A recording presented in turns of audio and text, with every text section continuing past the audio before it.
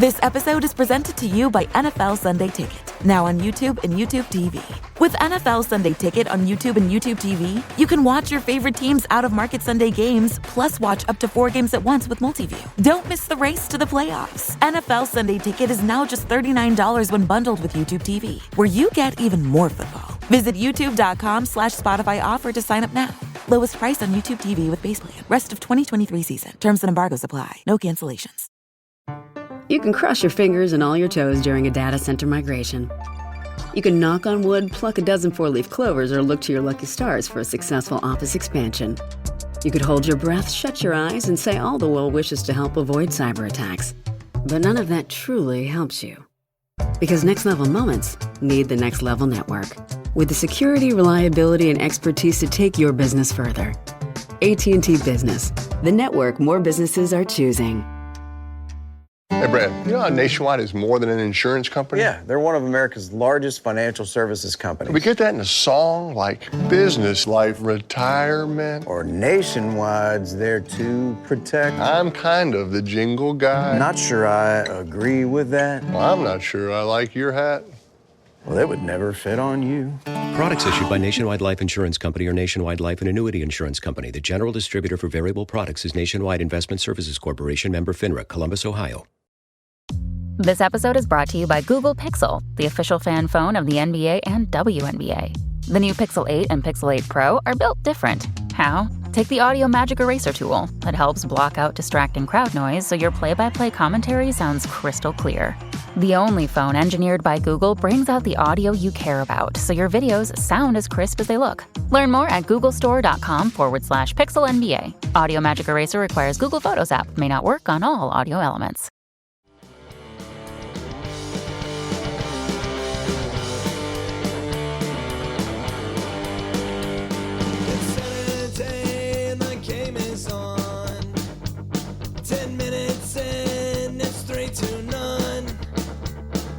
Sipping back an empty can. I don't give a damn if it's 9 a.m. My football team's got me drinking. With us another very special guest, Casey, current player. Would you like to introduce yourself and tell us about how you're here? How you're here? Yeah, sure. I'm Kristen Hamilton. I play for the currently. That's not going to be a recurring I know.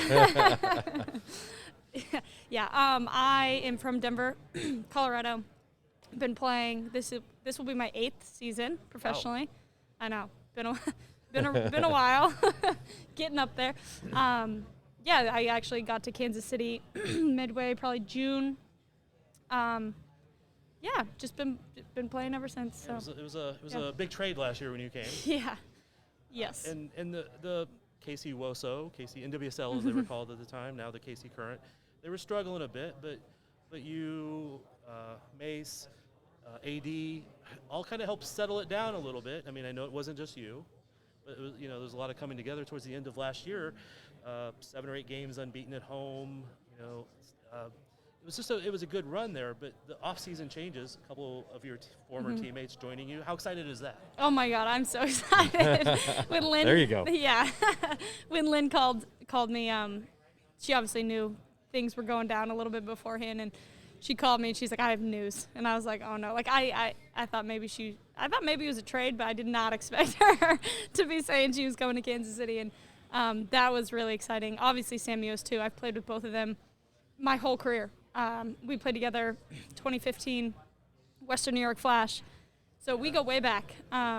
It's yeah.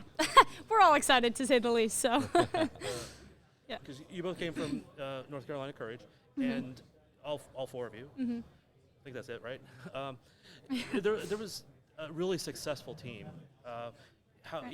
Bringing y'all, is that part of the building that winning culture, bringing people who have been winning? Yeah, I think that we have been a part of a club that has established greatness, essentially. I think we had a very good track record of success, and we know what it takes to win. And I think that is important on any team, to have players and leadership. And now that we're all a little bit older, have bigger voices, feel a little more comfortable in those leadership roles, I think it is important to and maybe it was part of a grander plan, who knows, but it just happened to work out that we all have come from a very successful club, and I think that we can bring, obviously with Sam and Lynn and the U.S. team as well, it's just a culture of success, and we know what it takes to win. So I think that it's exciting that we can all kind of get together and hopefully implement some of the stuff that we've learned along the way and help this team get to its full potential, because we can be really, really good.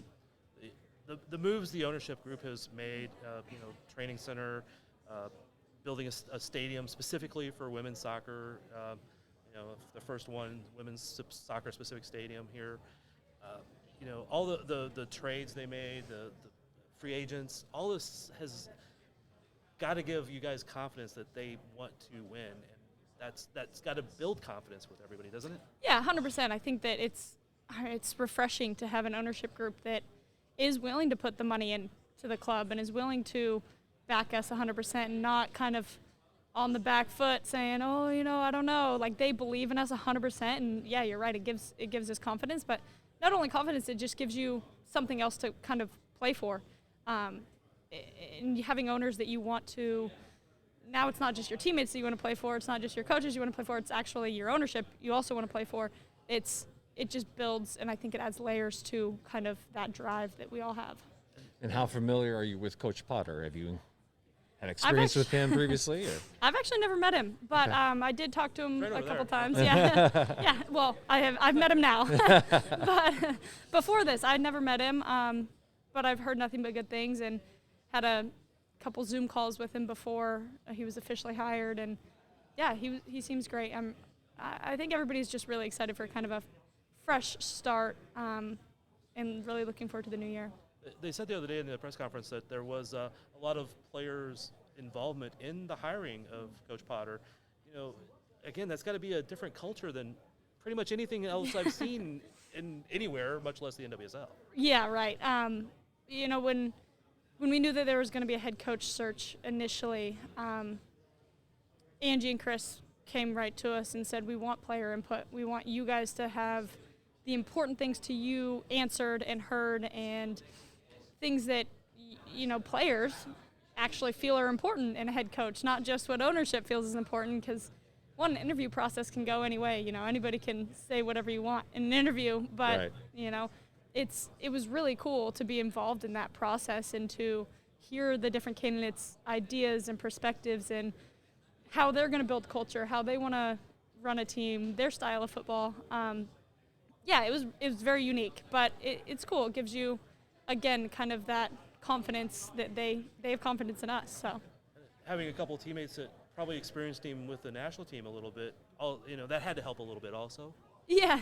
I'm, again, I know Sam and AD had probably the most contact with Matt previously. I'm sure that didn't hurt. Okay. Yeah, if I ask a dumb question, you can always tell me. No, it's a you're dumb good. question. Then, again, one of the exciting things is next year going into Children's Mercy Park. You played last year at Legends Field. I don't remember the right name. It's had a couple names. So, a much bigger field, a much more soccer stadium. That big field has to be like, to people with speed like you and Lynn, that's just got to be like, you got to be salivating, like, you get ready to play out there, right? Oh my God. Honestly, regardless of the size of the pitch, just the quality, just straight up, in all honesty, it just wasn't good enough. Legends just was not good enough.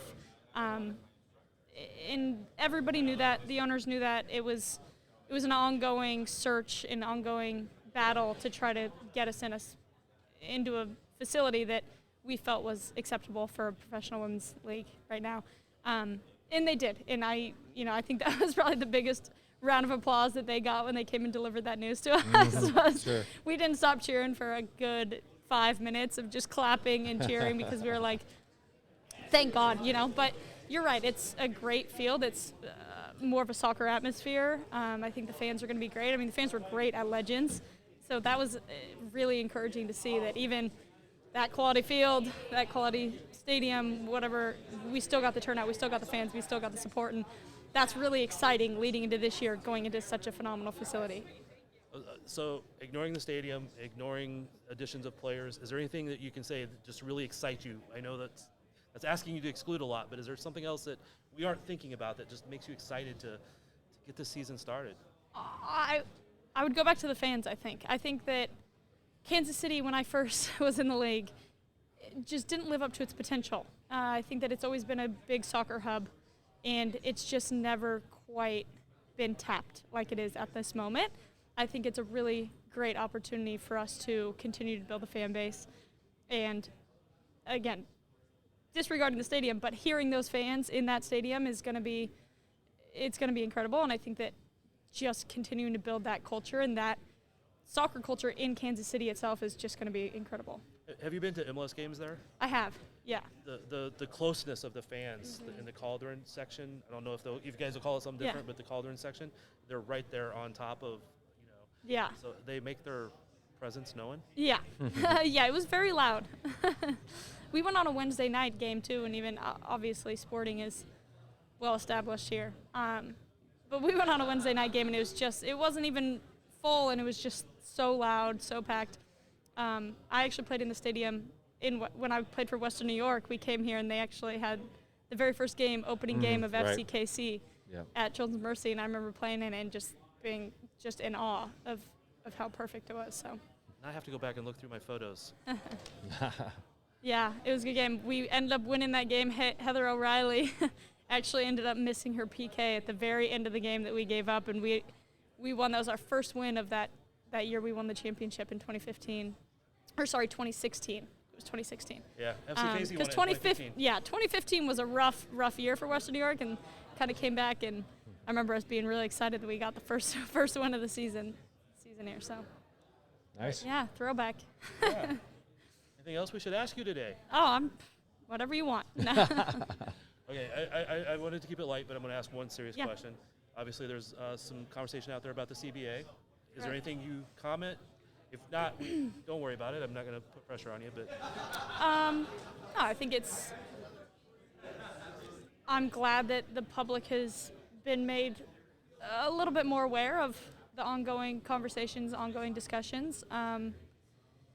It's super important for players to get this. It's important for this league to get this CBA done. And I think that the players are serious now with it being year 11. This is leagues around. Is that right? I don't know. 13. Year 10? I don't know. Something like that. It's a long time. This league's been around. It's well established. It deserves a proper CBA. The players deserve it. The league deserves it. And so I think that players are serious about getting it done. I wish you luck. I hope it gets done. I hope that they make a serious step in making sure players are compensated. I know it's still a growing league. I know there's going to be discussions about how that works and what the proper things are. But the league needs to, in my opinion, make a commitment to the players at this point that they're going to be paid and taken care of in all the right ways. I don't want to go into tons of detail because that's not what this is about. Right. So. But players are serious about getting it done. That's bottom line. So I hope we have an announcement soon. Yeah, so do we. It's coming quick. So do we. Yeah. Don't know any inside when it'll happen, do you? I do not. All right. Thank you very much for coming on. Yeah, I promise we wouldn't keep you for too long. No, you're good. Thank you, guys. Hopefully we'll have you on sometime in the future. Yeah. Cool. And look forward to seeing you out at Children's Mercy Park, KC Current. I don't know when the Hope opener will be because there's no schedule yet. Of course. Classic. We're working on that too. Right. MLS is finally getting around to actually announcing their schedule in December. It used to be February sometimes. So it's a growth of the whole process, and NWSL is going through some growing pains. Right. We'll get there. Putting it nicely? We'll get there. All right. Thank you very much. Yeah. Thank you guys.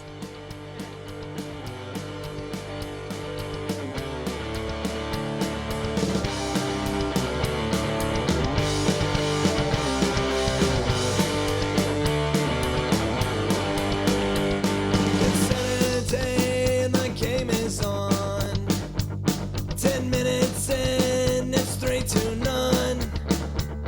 I'm sipping back an empty can. I don't give a damn if it's 9 a.m. My football team's got me drinking.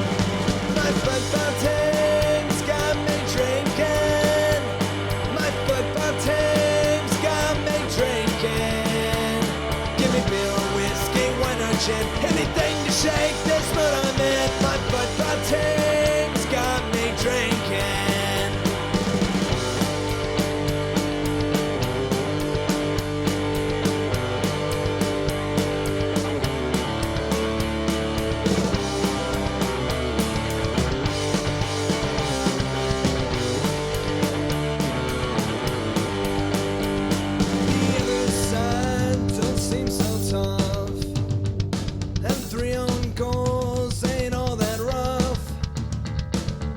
Has just been sent off. Supporters strong have all gone soft. My football team's got me drinking.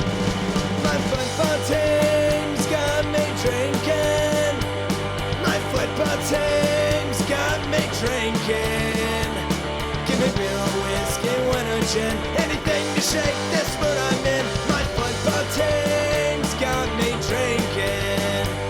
My football team's got me drinking.